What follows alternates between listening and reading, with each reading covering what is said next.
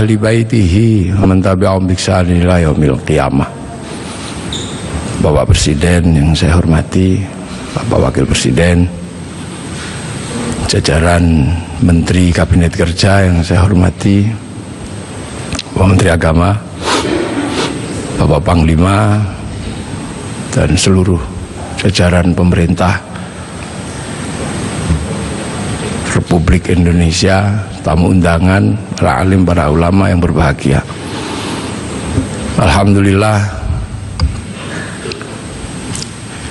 kita ini diberi kesempatan oleh Allah untuk bersama-sama berkumpul memperingati kelahiran Nabi kita, Nabi besar Muhammad Sallallahu Alaihi Wasallam, sebagai sebuah upaya untuk mengingat bahwa alhamdulillah kita ini menjadi manusia yang bisa menemukan seorang Nabi. Ada Nabi yang orang-orang tidak bisa menemukannya. Nah, kita ini di negeri yang sangat jauh masih menemukan seorang Nabi. Afrika tidak lebih jauh dari Arab, Eropa tidak lebih jauh dari Arab. Tapi kita sejauh ini alhamdulillah masih kebagian agama Allah Subhanahu wa ta'ala. Indonesia ini sudah tempat yang sangat jauh. Naik pesawat ke Makkah ini sudah 9 jam. Nah, kita masih kebagian. Maka kita bersyukur kita masih kebagian, walaupun bagiannya ada yang tidak terlalu banyak. Al-Quran 30 juz, sampai di sini ada yang cuman kebagian Yasin. Alhamdulillah. Ada yang cuman kebagian Kulhu, alhamdulillah. Ada yang cuman kebagian Bismillahirrahmanirrahim, alhamdulillah. Kita syukuri. Sholat demikian banyak diajarkan Rasulullah, alhamdulillah kita masih kebagian. Walaupun ada yang cuman kebagian setahun sekali hari raya, walaupun ada yang cuman kebagian seminggu sekali Jumatan, bahkan ada yang senengnya baru maghrib tok, alhamdulillah. Hadis demikian banyak, alhamdulillah kita masih kebagian. Walaupun hanya ada yang kebagian satu, dan yang satu kebagian kullu bid'atin dholalah wa kullu dholalatin finnar. Yang satu kebagian innamal a'malu bin niat. Alhamdulillah. Doa yang sebegitu banyak, alhamdulillah kita masih kebagian. Walaupun hanya 2, ada yang kebagian doa makan sama doa ke kamar mandi.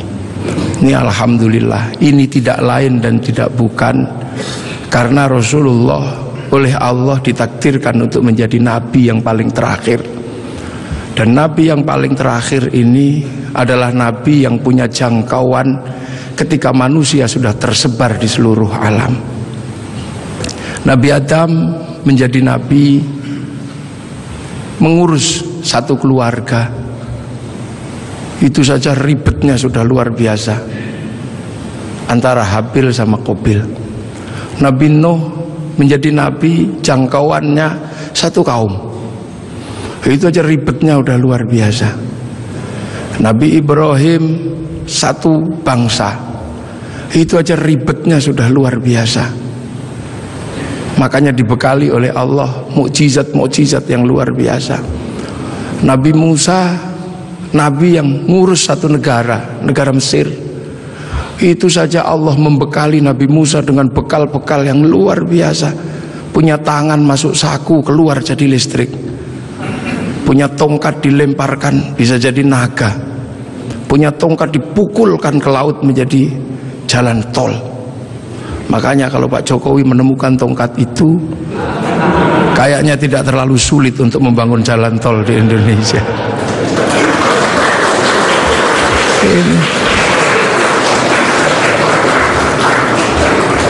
Nabi-nabi Allah diutus, ada Nabi Daud diutus mengurusi satu negara, tapi punya kemampuan yang luar biasa. Tangan masuk tanah keluar menjadi logam, bisa dijadikan pedang, bisa juga dijadikan baju. Nabi Sulaiman jangkauannya satu negara, kelebihannya luar biasa. Nabi Sulaiman mampu membangun sebuah kota besar menggunakan tenaga jin, bisa berbicara dengan semut, bisa berbicara dengan burung, bahkan angin pun bisa diajak berbicara. Nabi Isa alaihissalam jangkauannya satu negara, satu bangsa sekitar Romawi, akan tetapi kemampuannya luar biasa. Manusia yang buta dipegang matanya bisa melek kembali, orang mati bahkan bisa dibangunkan. Wih, itu bangun. Nah, Nabi Muhammad adalah Nabi akhir zaman yang jangkauannya bukan lagi jangkauan negara, bukan lagi jangkauan satu bangsa, tapi Nabi Muhammad punya jangkauan menjadi nabi untuk menjadi rahmatan lil alamin. Ini perbedaan nabi-nabi dengan Nabi Muhammad. Nabi Muhammad menjadi nabi ketika manusia sudah menjadi bangsa-bangsa, menjadi suku-suku, dan itu harus dijangkau semuanya. Makanya dari situlah Nabi Muhammad dilahirkan di kota Makkah. Kenapa tidak lahir di Bogor? Kenapa juga tidak lahir di Cina, tapi lahir di Makkah? Karena Makkah adalah guidance, Makkah adalah awal di mana manusia mengenal Allah Subhanahu wa Ta'ala. Karena di Makkah ada monumen paling tua di muka bumi yang Allah sebut sebagai inna awwala baiti wudi'a lin-nasi lalladzi bi Bakkah mubarakah wa hudal lil alamin. Di situ dibangun bangunan tua, bangunan tertua. Bahkan ada yang mengkaji itu sesungguhnya adalah petilasan pertama ketika Nabi Adam turun ke muka bumi, memberikan tanda di situ agar manusia punya guidance kalau harus kembali kepada Allah. Dan di Makkah pula terjadinya pertukaran antara laki-laki dan perempuan dalam wilayah yang paling tersembunyi antara Nabi Adam dan Siti Hawa. Pertemuan itu diabadikan oleh Allah dengan sebuah tugu yang sangat dikenal dengan nama Jabal Rahmah. Dan dari situ kemudian manusia menjadi beranak pinak, manusia menjadi bangsa, menjadi suku yang tetap di Arab. Kita bisa lihat dengan wajah yang tetap cantik dan tetap ganteng. Yang pindah ke Eropa berubah menjadi tinggi besar dengan rambut merah. Yang ke Cina berubah menjadi sipit dengan pipi yang agak tembem kayak bakpao. Kemudian yang pindah ke Afrika berubah menjadi hitam gosong, yang bisa kita lihat hitam kulitnya. Nah, yang ke Indonesia berubah jadi seperti kita, kecil-kecil, pesek-pesek, seperti inilah ini. Nah, ini semua akan dijangkau dalam konsep rahmatan lil alamin. Nah, manusia ketika berpindah-pindah, guidance itu hilang. Maka Allah kemudian mengutus seorang nabi untuk mencari guidance itu. Diutuslah Nabi Ibrahim alaihissalam untuk menemukan itu. Dan alhamdulillah Nabi Ibrahim ditemani oleh putranya namanya Ismail dan istrinya namanya Hajar, menemukan kembali situs di mana manusia harus kembali kepada Allah. Situs itu dibangun ulang sama Nabi Ibrahim dan berdoa, Rabbana inni askantu min dzurriyyati biwadin ghairi dzi zar'in 'inda baitikal muharram Rabbana liyuqimus sholata waj'al afidatan minan nasi tahwi ilaihim warzuqhum minas thamarati la'allahum yashkurun. Maka karena Nabi Ibrahim menemukan guidance itu, Nabi Ibrahim menjadi orang yang paling terkenal di muka bumi dengan nama yang berbeda-beda. Ada yang menyebut Ibrahim, ada yang menyebut Abraham, bahkan ada yang menyebut sebagai Brahma. Walaupun ini butuh penelitian yang sangat luar biasa mendalam. Kenapa? Karena Nabi Ibrahim ini punya simbol yang kemudian diduplikasi oleh seluruh manusia di muka bumi. Di India ada simbol yang mirip dengan simbol yang ditinggalkan oleh Nabi Ibrahim. Ini butuh kajian mendalam dan ini mesti saya sampaikan dalam sebuah forum kenegaraan seperti ini. Karena ini yang akan mengurai benang kusut antara manusia di muka bumi dengan lahirnya Rasulullah Muhammad Sallallahu Alaihi Wasallam. Umat Islam mengenal Ka'bah, sebuah batu dengan tengah yang tidak ada isinya apa-apa, kosong. Di India ada bangunan yang sama, batu dengan isi yang tidak ada isinya di tengah, namanya stupa. Di Islam ada namanya Jabal Rahmah, sebuah tugu batu, kemudian di India dikenal ada yang namanya Linggayoni, ada air yang namanya Zam-Zam, kemudian ada air yang bernama Gangga Yamuna. Ada perjalanan suci dengan kain selempang. Di sini ada berwarna putih, di sana ada berwarna kuning. Selesai perjalanan suci, ada urusan yang sama terkait dengan urusan rambut. Yang di sini tahallul, yang di sana digundul. Selesai perjalanan suci itu semuanya ada darah. Yang di sini ada kurban, yang di sana ada gadri. Dan kalau sudah bersujud, meninggalkan hitam 2, yang di sini 2, yang di sana 8. Ini butuh kajian yang sangat mendalam, bahwa ini adalah awal dari yang namanya millata Ibrahim. Kemudian guidance itu bergeser karena Nabi Ibrahim meninggal, diteruskan oleh 2 putranya, yang satu bernama Ismail, yang satu bernama Ishak. Dan guidance itu berubah ketika Ishak punya anak yang namanya Yakub atau Israel, yang punya anak 12 yang kemudian dikenal dengan nama Bani Israel. Dan Bani Israel mampu membangun sebuah guidance baru karena dikasih kitab Injil dan dikasih kitab Taurat. Yang dikasih kitab Taurat bahkan sampai hari ini masih menjadi bagian besar dari umat manusia di dunia, dengan agama besarnya yang namanya Yahudi. Yang dikasih kitab Injil masih menjadi bagian besar dari agama di dunia ini, yang dikenal dengan nama Nasrani. Punya pusat kota besar namanya Vatikan, dan di sini punya pengikut yang sering dikenal dengan nama Paus Romo. Guidance ini bergeser.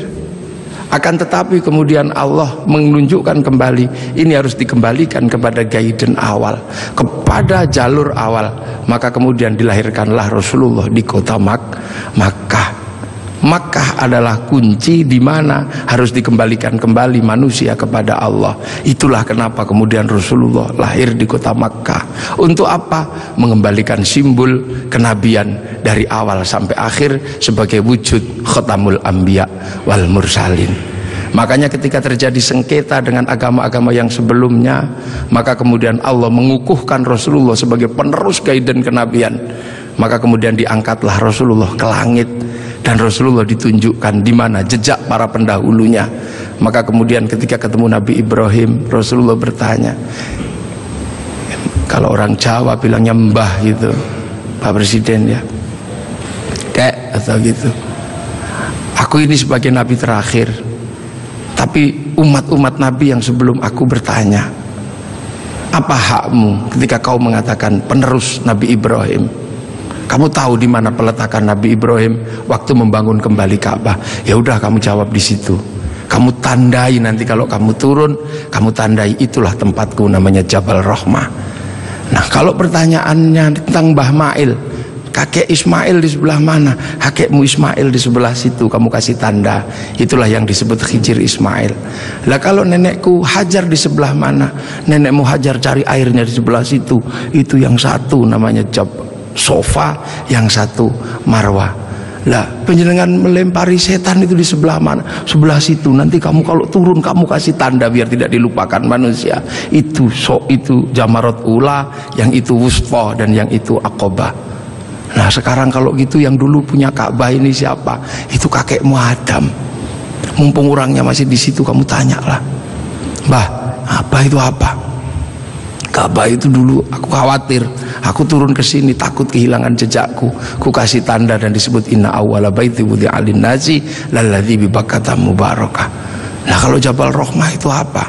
Kayak kalau bahasa kita, waduh kalau itu saya tunggu I love you ku sama nenekmu Hawa. I love you ku di situ katanya. Pokoknya kalau kamu nanti turun jangan kamu lupakan, kembalikan seluruh jejak kenabian.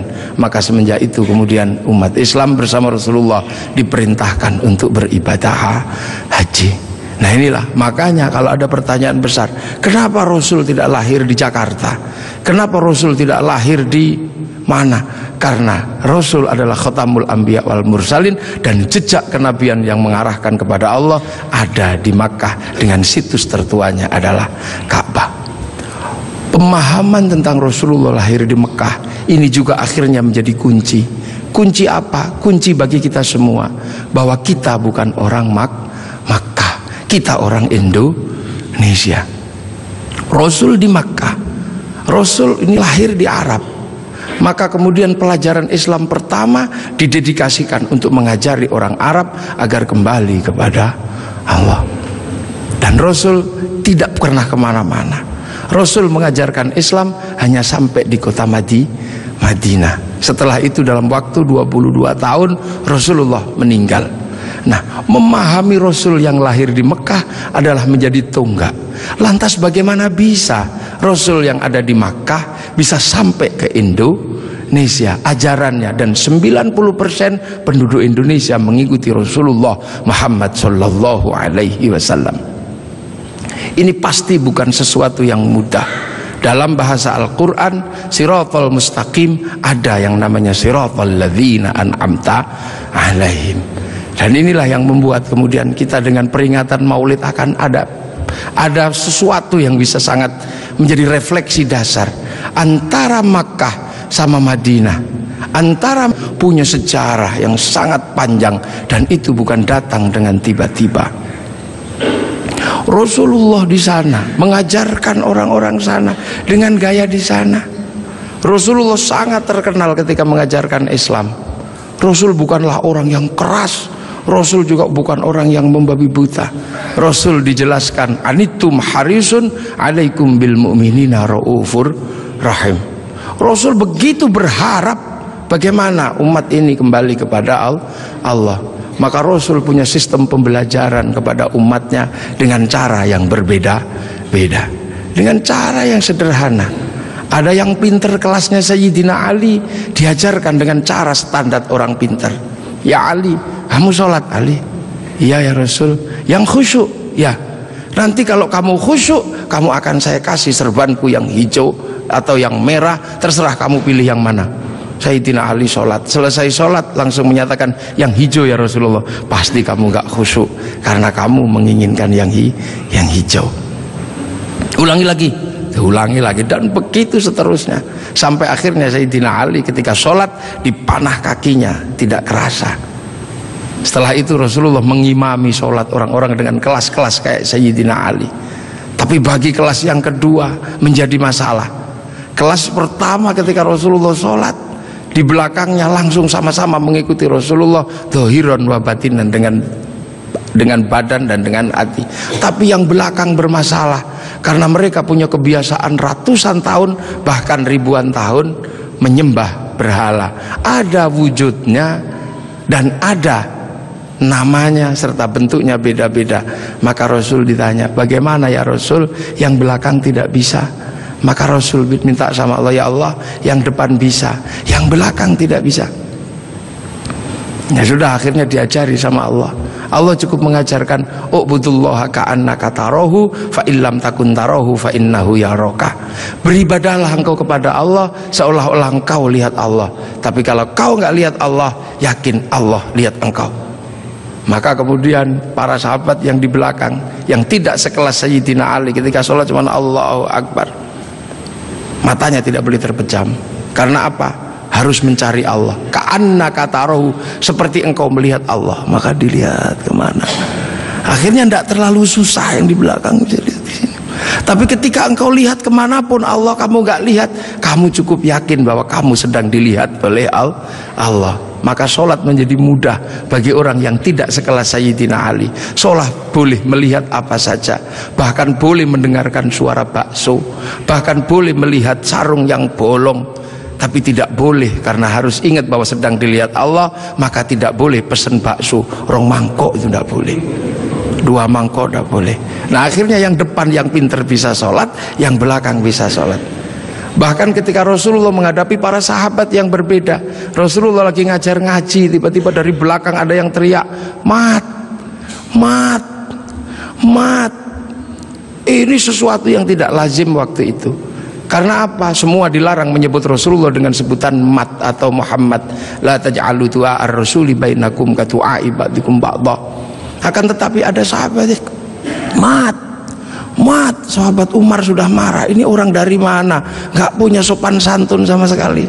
Rasulullah cuma bilang, udah paling dia dari kampung. Suruh masuk, suruh masuk. Akhirnya begitu suruh masuk ke dalam masjid, bukannya apa-apa, bilang, mat, Apa? Aku pengen kencing. Ya sudah, kencing lah. Disuruh cari toilet, ternyata nggak cari toilet, malah kencing di dalam masjid.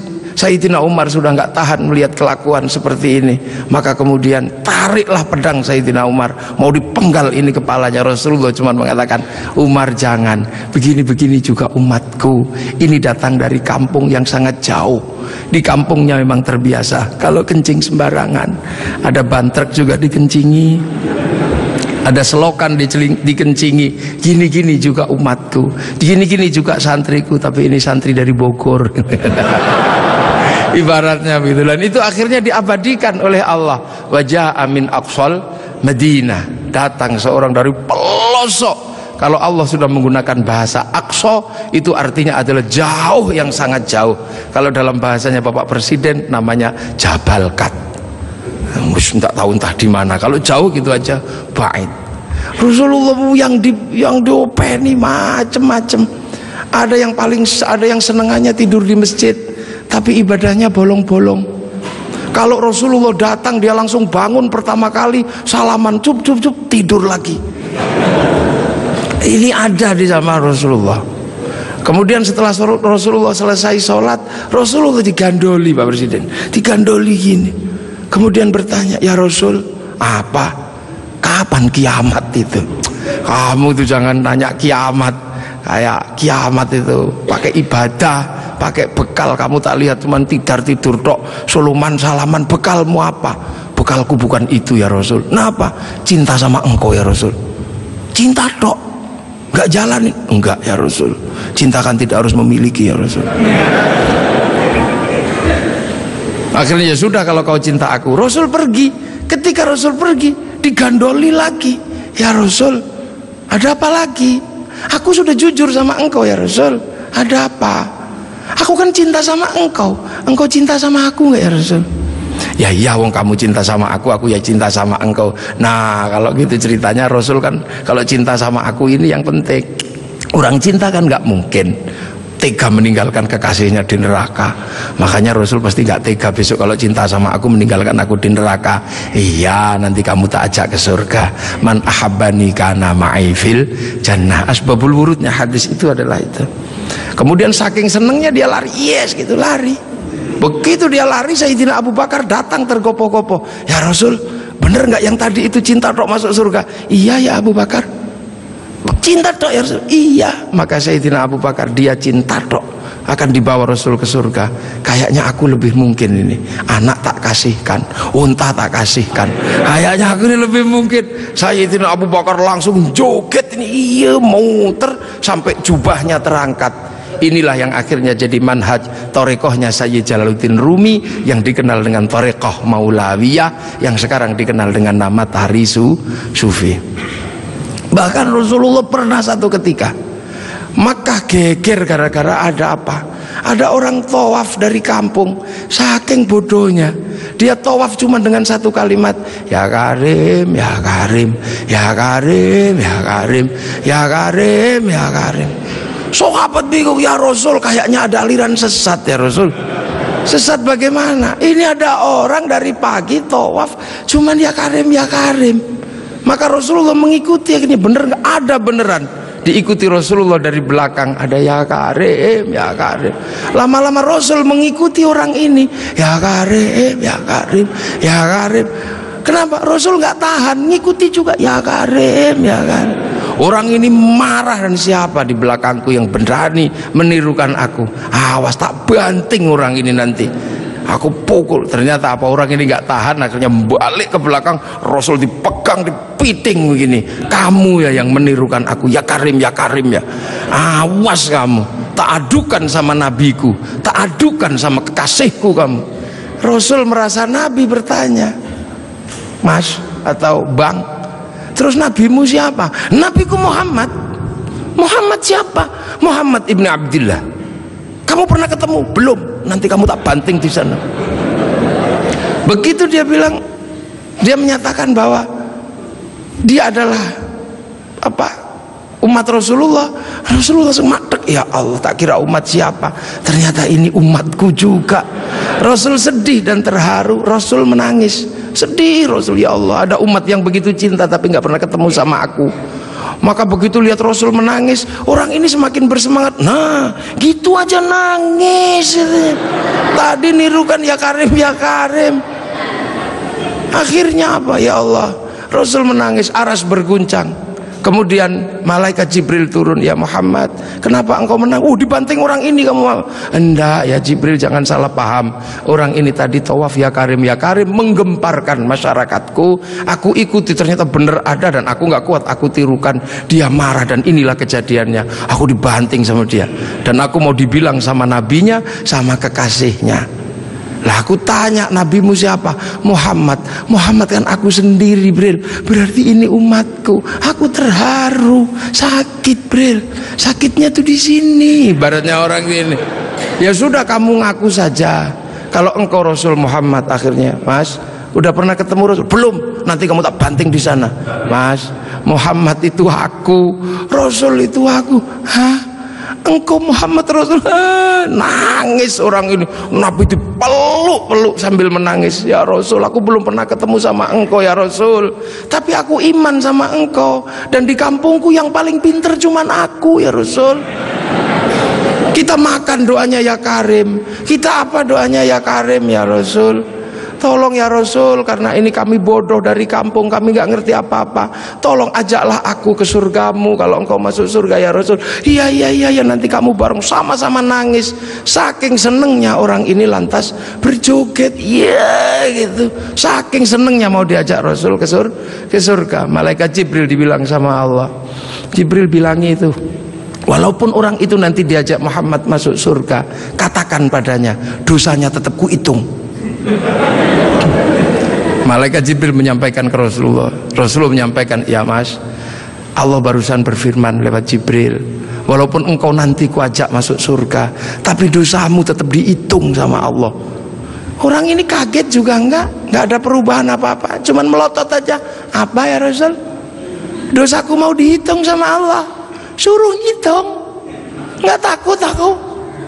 Suruh ngitung aja kalau dosaku mau dihitung sama Allah. Nggak takut aku. Tapi hati-hati, kalau dosaku sampai dihitung sama Allah, Allah tak ajak hitung-hitungan sama aku. Loh, kok Allah kamu ajak hitung-hitungan bagaimana? Akan kuhitung seberapa besar dosaku, kan kuhitung dengan seberapa besar pengampunan Allah. Kalau Allah Maha Pengampun, nggak mungkin dosa gini aja kok dihitung. Kalau dosa gini aja dihitung, nggak usah pakai gelar Maha Pengampun. Maha Pengampun, oh, gini aja dihitung. Di zaman Rasul ini lu potret Rasulullah. Maka Rasulullah mampu menjadi rahmat bagi semuanya, sehingga kemudian pelajaran Rasulullah yang tidak masuk akal waktu itu bisa diterima oleh sebuah kalangan yang sangat jauh dari peradaban. Maka kemudian Islam yang sulit diterima oleh orang di Arab waktu itu bisa diterima. Sulit bagi orang Arab menerima Islam. Orang Arab Tuhan ada patungnya, Islam mengajarkan Tuhan tidak ada patungnya. Di sana diajarkan banyak Tuhan, ini diajarkan Tuhan satu. Di sana tidak ada air, Islam mengajarkan toharoh pakai air. Susah, diminum aja susah, pakai disuruh mandi. Padahal di sana orang mandi berbeda dengan kita. Kita jinabatnya sebulan sekali, sana bisa semalam 8 kali.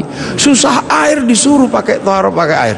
Sudah panas disuruh puasa, makanan susah disuruh zakat.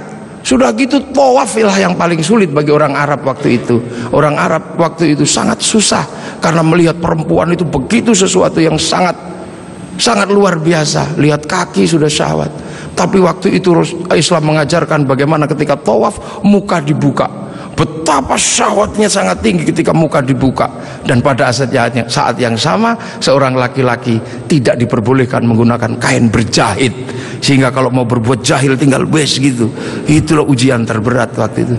Dan itu susah dipahami oleh orang Arab. Makanya memahami Rasulullah itu tidak mudah.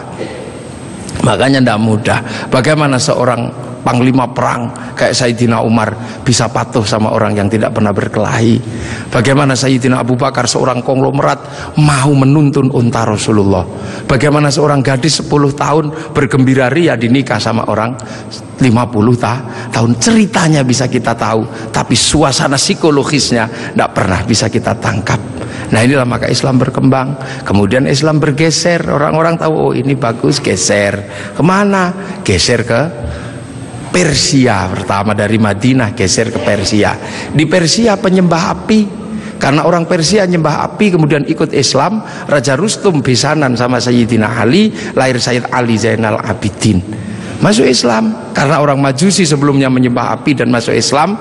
Nah orang Majusi kalau nyembah api ditaruh di bangunan tinggi namanya Manaro, apinya ditaruh di atas Manaro. Maka begitu orang Persia masuk Islam, apinya dihilangkan, Manaronya ditaruh di depan masjid. Seluruh dunia Islam melihat Manaro kok bagus di depan masjid, maka kemudian semua berlomba-lomba bikin Manaro. Sampai Jakarta bernama Menara. Tiangnya adalah tinggalan orang Majusi. Lah kemudian di situ terjadi peristiwa yang luar biasa. Setelah itu, sebelum sampai ke sini, terjadi peristiwa luar biasa.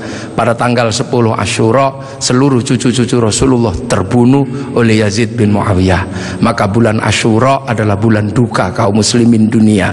Makanya orang Indonesia, terutama di kampungnya Bapak Presiden, menyebut bulan Asyura dengan sebutan bulan Suro. Ekornya saja yang diambil, karena orang Jawa itu sukanya ngambil ekornya aja. Muhammad diambil mat, Asyura diambil suro. Makanya di bulan Asyura orang berduka karena terbunuhnya cucu Rasulullah. Maka di Jawa ada tradisi tidak mantu, tidak nikahkan anak, itu karena bulan duka. Di Jogja ada yang namanya keliling beteng. Maksudnya di bulan Suro jangan terlalu banyak mulut, jaga mulut. Nah di Solo mengikuti kebo Kiai Slamet, kalau kebonya keluar taiknya diusapkan ke seluruh tubuh. Ini bulan duka, jangan bersolek. Dan biasanya bulan Asyura di Indonesia diikuti dengan santunan anak yatim. Nah inilah. Dan dari situ terus Islam bergerak, makanya monumen-monumen itu. Lahir Sayyid Ali Zainal Abidin.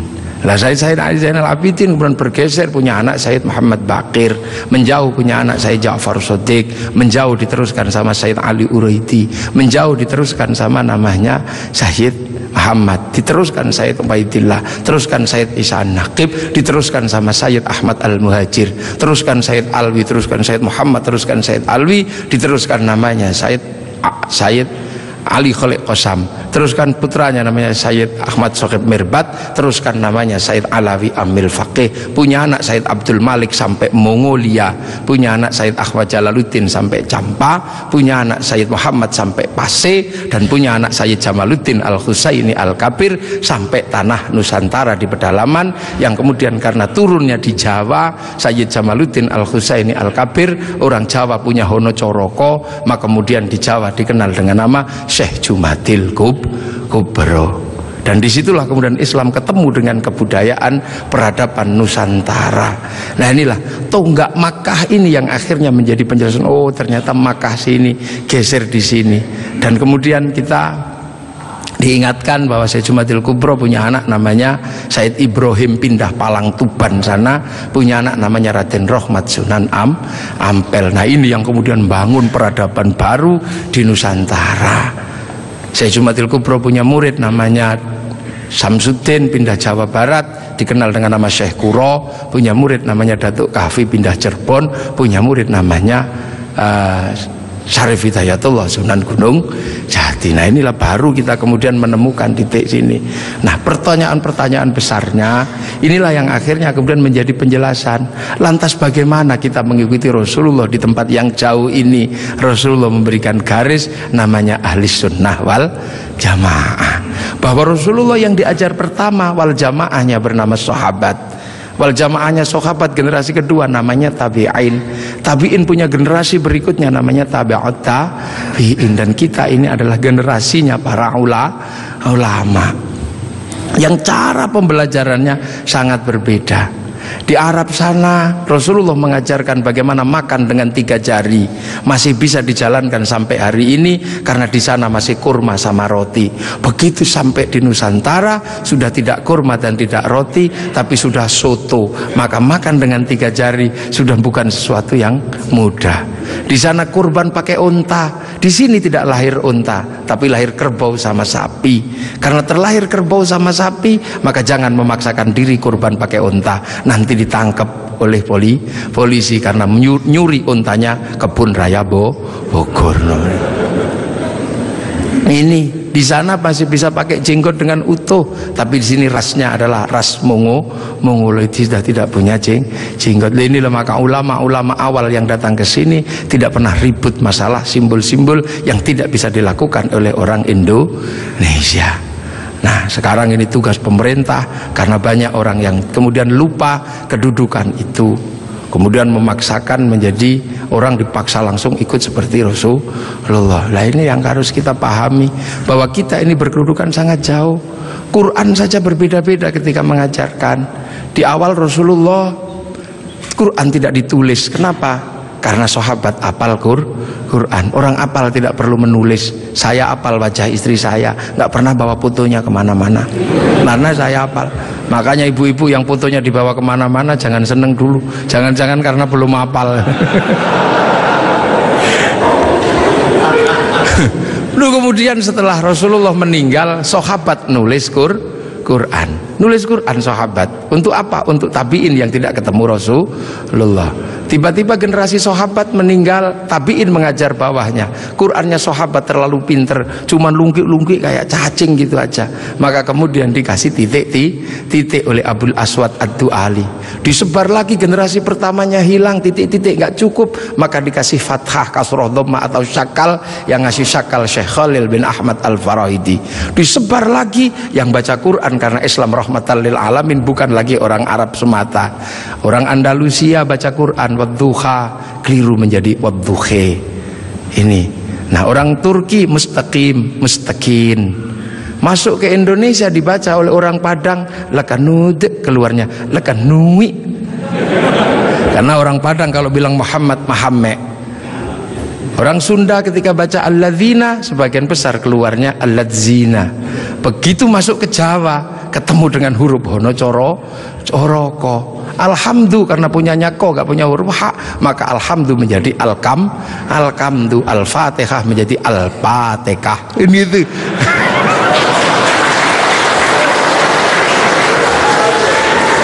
Nah, ini orang kalau ngerti proses kodifikasi Quran pasti tahu. Ketika masuk ke semua negara pasti berbeda. Al-fatihah menjadi al-fatihah. Dan ini yang dialami oleh Bapak Presiden Republik Indonesia. Iya, makanya Al-Fatihah itu. Ya Hayyu ya Qayyum menjadi ya kayuku ya kayumu. Rabbil alamin kayaknya punya huruf ain, nggak punyanya ngo, keluarnya Rabbil ngalamin. Nggak punya dot, punyanya lo, maka Ramadan keluarnya Romlan. Begitu dibaca ulang Bali sangat susah karena orang Bali nggak bisa bilang tok, bilangnya tok. Maka sirotol menjadi sirotol ladzina an'amta alaihim. Islam berkembang ke semua negara dan berbeda.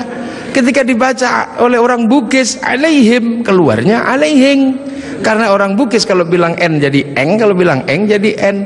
Makanya ada dulu mantan Kabulok bernama Beduamang, itu berasal dari Abdurrahman. Nah, itulah makanya kemudian Islam bergerak. Nah, lantas apa? Lantas terciptalah sebuah ilmu untuk bagaimana orang di seluruh dunia Islam mampu membaca Al-Quran. Dibikinkanlah sebuah ilmu yang dikasih judul At-Tajwid fi Qiraatil Quran, yang nulis Abu Ubay Qasim bin Salam. Orang akan tahu. Nah, ini generasinya para ulama. Dan yang paling besar, yang mungkin Bapak Presiden sudah pernah saya sampaikan, tapi ingin saya sampaikan lagi biar kita tidak lupa. Ada perubahan besar ketika masuk ke tanah Nusantara, di mana waktu itu tanah Nusantara sangat susah dimasuki Islam. Kenapa? Ini bangsa sudah sangat beradab. Bangsa ini bukan bangsa kecil. Tahun 1222 ke atas sebelum tahun 1300 sudah mampu menaklukkan Mongol yang menaklukkan Eropa, menaklukkan Arab, mampu ditaklukkan oleh kekuatan Nusantara yang namanya Singasari. Makanya hal itu bisa kita lihat betapa kita bangsa punya tinggalan-tinggalan yang luar biasa. Orang Arab punya alat musik yang namanya terbang, terbuat dari kayu dan kulit. Orang Eropa punya alat musik yang namanya gitar, terbuat dari kayu dan tali. Tapi orang Nusantara salah satu alat musiknya adalah gamelan, terbuat dari logam. Hanya bangsa yang menguasai ilmu pertambangan yang maju dan penguasaan metalurgi yang mapan mampu membuat alat musik dari logam. Dalam cerita-cerita besar, kita juga punya cerita besar yang sama. Orang Eropa punya cerita tentang Cinderella, kita punya cerita bawang putih, bawang merah. Orang Eropa punya Samson, orang Arab punya Sam'on, kita punya Bandung Bondowoso, kita punya Sangkuriang, kita punya si pahit lidah. Orang Sanya punya cerita Romeo Juliet, orang Arab punya cerita yang namanya Laila Majnun, kita punya cerita Andi-Andi Lumut, kita punya cerita, banyak sekali cerita cinta di Indonesia. Sana punya cerita namanya Kura-Kura Ninja, kita punya cerita Kancil Nyuriti. Sama saja, apa bedanya? Bahasa-bahasa kita juga bahasa-bahasa yang tidak bisa direndahkan. Orang Inggris bilang rice, orang Arab bilang rus, orang kita bilangnya macam-macam. Kalau masih di sawah namanya padi, kalau sudah dipanen namanya gabah, kalau sudah digiling namanya beras, kalau patah-patah namanya menir, kalau dibungkus namanya lontong pakai daun, kalau dibungkus pakai namanya ketupat pakai janur, kalau tidak dibungkus namanya nasi, dicuri satu namanya sebutir nasi, kalau diublek-ublek namanya bubur, pantatnya gosong namanya kerak atau intip. Sana cuma rice sama rus. Ini yang kita tidak boleh malu menjadi bangsa Indonesia. Semua yang kita miliki sama. Ini menandakan bahwa kita pernah menjadi sebuah bangsa yang besar, berkasta-kasta, berbeda-beda. Maka kemudian Islam mulai memperkenalkan konsep besar sehingga kita punya bangsa dan negara. Konsep besar apa? Diperkenalkanlah bagaimana hidup bersama, saling menjaga. Diperkenalkan konsep besar namanya musyarakah, yang akhirnya dikenal dengan bahasa masyarakat. Kalau sudah jadi musyarakah, semua harus saling mengerti dan saling bertanggung jawab. Maka diajarkanlah menggunakan kalimat Rasulullah, kullukum ra'in wa kullukum mas'ulun an ra'iyati. Raja dan hamba dihilangkan, diganti dengan ra'iyah, yang diserap ke bahasa Indonesia menjadi rakyat. Dan satu-satunya bangsa Islam di dunia yang mampu mengadaptasi kalimat ra'iyah menjadi rakyat hanya ulama-ulama Indonesia. Hanya ulama Indonesia. Nah, kenapa? Karena kita ini pilihannya berbeda. Pilihan bangsa yang disebut waja'alnakum syu'uban wa qabaila, disinilah tempatnya. Arab tidak ditemukan bangsa yang berbeda, mereka satu bangsa.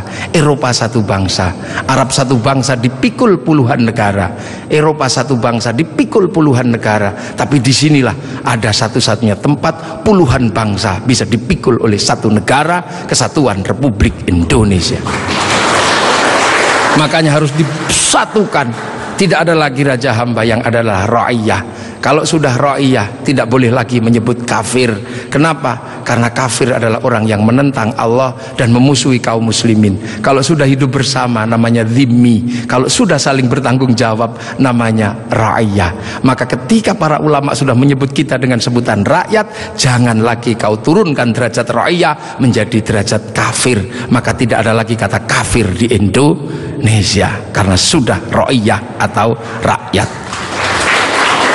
Ini kenapa para ulama sepuh tidak ada yang menyebut kafir. Kemudian ra'iyah kalau berkumpul diajarkan bagaimana hidup bersama, berbahagialah, berbicaralah dengan baik-baik. Maka konsep yang ditawarkan adalah wasyawirhum fil amri. Maka kemudian ra'iyah yang hidup bersama dan berbicara secara bersama disebut musyawarah. Kalimat wasyawirhum fil amri. Kemudian kalau bermusyawarah jangan menang-menangan sendiri, berbagilah, saling bertoleransi. Maka kemudian lahirlah konsep besar, konsepnya disebut tafassahu fil majalis. Maka kemudian muncullah istilah majelis. Dan ketika para ra'iyah mengangkat pemimpin, harus seluas cakrawala yang pernah diajarkan Allah, wasi'a kursiyus samawat, maka kedudukannya adalah bernama kursi. Ada kursi presiden, ada kursi DPR, ada kursi menteri. Karena daerah ini yang membangun adalah para wali, maka kawasan ini disebut wilayah. Kalau saya mau tanya, di mana negara dengan konsep dasar keagamaan Islam yang mampu membangun sebuah struktur negara hari ini, itu ada di Indonesia. Maka jangan kau sebut negeri ini negeri tauhid, karena ra'iyah, musyawarah, termasuk kursiyun, termasuk majelis, termasuk wilayah, bukan menjadi bahasa orang nongkrong, tapi ini adalah bahasa resmi negara yang tertuang dalam Undang-Undang Dasar Negara Republik Indonesia tahun 1945. Dan inilah yang membuat kita, makanya insya Allah kita ini akhirnya alhamdulillah kita akhirnya tahu, oh ternyata kita ini pengikut Rasulullah, tapi bukan pada pangkat sahabat, bukan pun pada pangkat tabiin, tapi kita pengikut Rasulullah pada pangkat muridnya para ulama. Makanya biasa saja kadang di sini kayak gini kita diajarkan bagaimana hidup bersama, karena kita wal jamaah Indonesia. Makanya Bapak Presiden waktu kecil pasti dengar orang di Jawa sana kalau sholat zuhur mestinya 11:30 Pak Pratik ya, itu bisa mundur sampai 1:30. Kenapa? Karena jamaahnya masih ada di sawah. Terus Allah Akbar sambil nunggu. Lantas pujian Robana datang, ada Tombowati karena capek nunggu ya pegel, sampai ada diuruki anjang. Nah, itu cara di sini. Terus sholat. Nah, sholat di sini Allahu Akbar. Karena sinyalnya jauh, kita ini pemancar lokal. Biasa sinyalnya suka hilang kan. Allah Akbar. Ada bakso gitu, ding ding, sinyalnya hilang. Bakso gitu. Nah, inilah Indonesia. Makanya karena sinyal yang hilang, habis itu para ulama mengajarkan kalau kepalamu bocor seperti itu, nggak inget Allah, inget apa, udahlah kalau habis sholat ditambal, maka habis sholat ada zikir la ilaha illallah, la ilaha illallah. Nah sekarang ada yang protes, kenapa berzikir pakai gini-gini? Bukankah sahabat kalau zikir terdiam? Sahabat murid Rasulullah terlalu dekat dengan Rasulullah, batinnya wusul kepada Allah sampai ke sana. Kalau wal jamaahnya ulama disuruh diam begini, tidur. Nah, puasa juga sama. Orang Indonesia kalau puasa nggak terlalu khusyuk karena keluar rumah ada belimbing, ada jambu. Kalau di Arab keluar rumah ketemunya padang pasir lebih khusyuk. Maka di sini lebih sering disuruh tidur gitu. Dalilnya apa? Naumuso imin ibadatun. Nah, kalau malam pakai doktek. Setelah itu halal halal. Haji juga sama, nggak bisa langsung ke sana Pak Presiden. Antrinya 25 tahun. Makanya orang sini capek nunggu. Daripada capek, nempelkan gambar Masjidil Haram. Ini Pak Menteri Agama. Biar tidak terlalu capek, biar agak senang dikit, latihan dulu di alun-alun Bogor. Labbaik Allahumma hajjan. Ihramnya beneran, niatnya beneran, tapi Ka'bahnya triplek. Lah ini namanya mana sih haji. Lah ini wal jamaahnya baru ini, dan ini ada di Indonesia. Itu akhirnya orang tahu pangkatnya dengan Maulid. Oh, Rasul Mekah, kita Indonesia. Ada jarak yang sangat panjang, ada jarak waktu, ada jarak ruang. Nah ini kalau kita pahami dengan bahasa yang sederhana, fa insyaallah Islam di Indonesia akan tetap menjadi Islam yang ramah, Islam yang tidak kasar, Islam yang tidak gerasah-gerusu, mampu ngayomi seluruh manusia yang berbeda-beda, seperti Rasulullah yang anittum harisun alaikum bil mu'minina raufur rahim ihdinas siratal mustaqim. Assalamualaikum warahmatullahi wabarakatuh. Allahumma shalli ala sayyidina Muhammad.